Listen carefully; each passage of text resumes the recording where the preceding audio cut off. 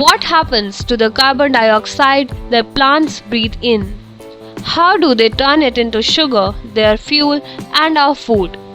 In this video, we will break down the Calvin cycle, the engine behind sugar production in photosynthesis.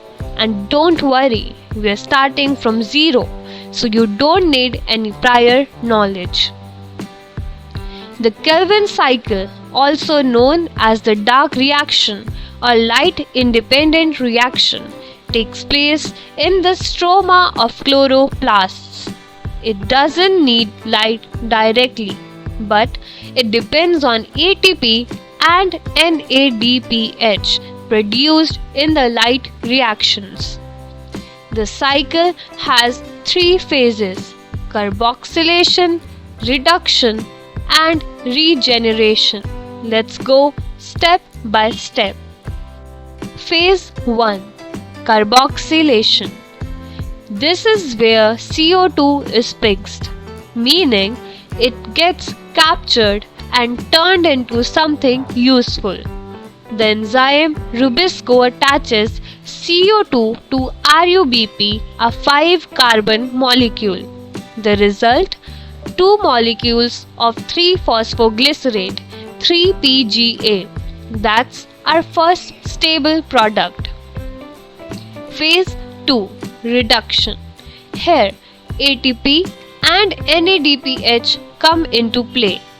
Each 3-PGA gets phosphorylated using ATP and reduced using NADPH.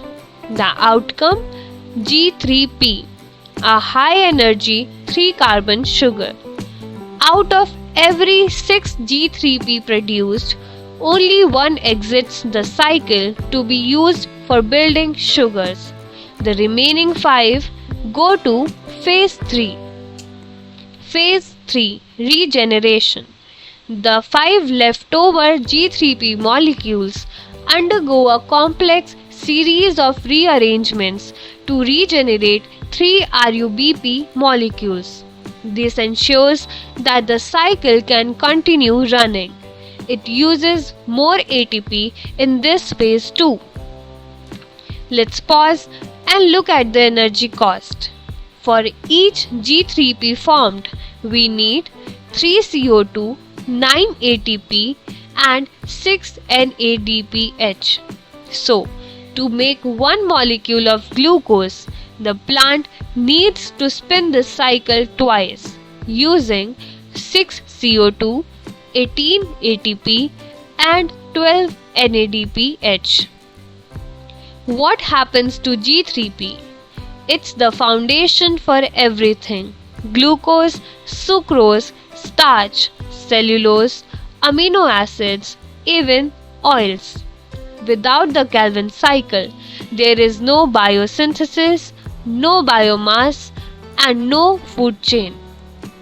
So, there you have it, the Calvin cycle, explained from start to finish. It's the hidden machinery inside every green leaf that captures carbon and turns it into life. If you found this breakdown helpful, give the video a like, subscribe for more plant science videos, and ring the bell so you never miss an upload. Got questions? Drop them in the comments and I'll respond in the next Q&A. See you in the next one, and until then, stay curious and keep learning.